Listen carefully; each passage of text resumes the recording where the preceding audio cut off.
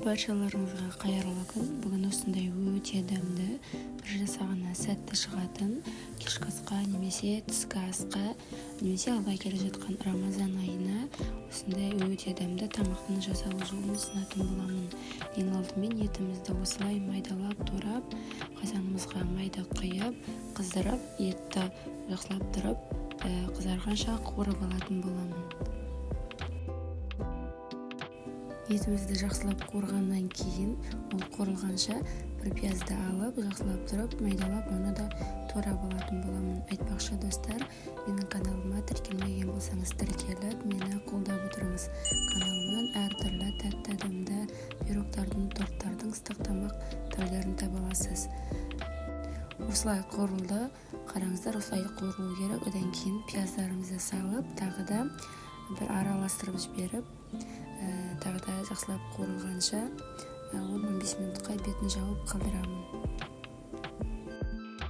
Осы тамаққа кез келген көкөніс түрін пайдалансаңыздар болады, капустаны да қоссаңыздар болады. Мен помидорды және де сәбізді пайдаландым. Осылардың барлығын жақсылап көбіктеп турап алатын боламын.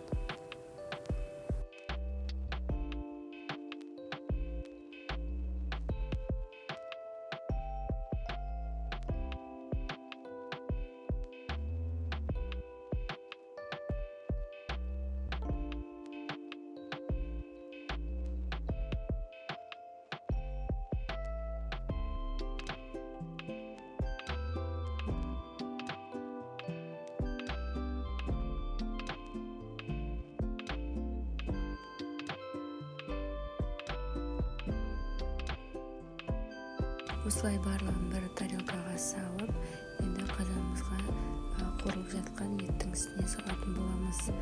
Қараңыздар, осылай суы тартылғанша қызарып тұрып қуырылды. Енді осының үстіне салып, барлығын жақсылап тұрып, тағы да араластырып, 5 минутқа бетін жауып қалдырамын.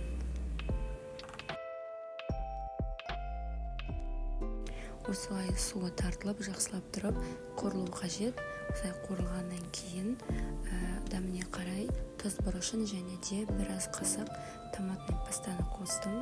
Сіздер қоспасаңыздар да болады, бірақ өте ерекше дәмді дәм береді.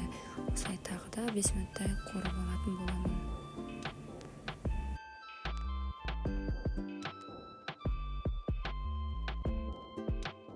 Жақсылап қуырылғаннан кейін 350 мл су құйып, қақпағын жауып, тағы да баяу отта 1-1,5 сағат піскенше қалдырамын.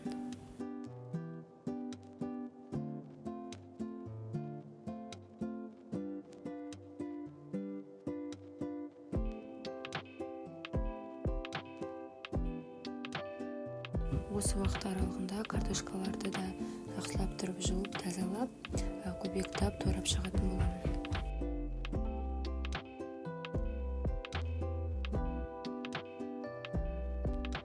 Әрі қарай гарнирін дайындаймыз. Ол үшін мен ең алдымен ыдысқа пиязды турап, жақсылап тұрып, қуырып алып, оның үстіне дәміне қарай тұз бұрышын қостым. Және де мен гарниріне күрішпен ұсынамын. Сіздер кез келген картоппен немесе макаронмен ұсынсаңыздар болады. Тек қана күріштің өзін ұсынсаңыздар да болады. Мен сияқты немесе осылай жуаға қуырып, одан кейін пияз салып, осылай жасап көріңіздер, өте дәмді болып шығады. Қалауларыңызға қарай кукуруза, әртүрлі дәндерді қоса берсеңіздер болады. Күрішті дайындаған кезде күріштің астын жабысып кеп қалмауын немесе суын көп қойып, қайша болып кетпеуін қадағалаңыздар. Бірінші қатты отта, одан кейін баяу отта пісіріп алыңыздар. Сол кезде идеальный болып шығады. Әрі қарай тамақтың үстіне көбіктеп туралған картошкаларды салып, тағы да 15-20 минутқа бетін жауып, қатты отта қайнатамын. Осылай барлығы дайын болды. Сізде тура осы рецептпен жасап көріңіз. Бір жасағаннан сәтті, әрі өте дәмді, әрі тез дайын болады. Осындай подачамен ұсындым. Сіздер де жасап көріңіздер.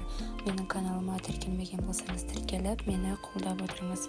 Сіздермен болған тәтті рецепттер жинағы.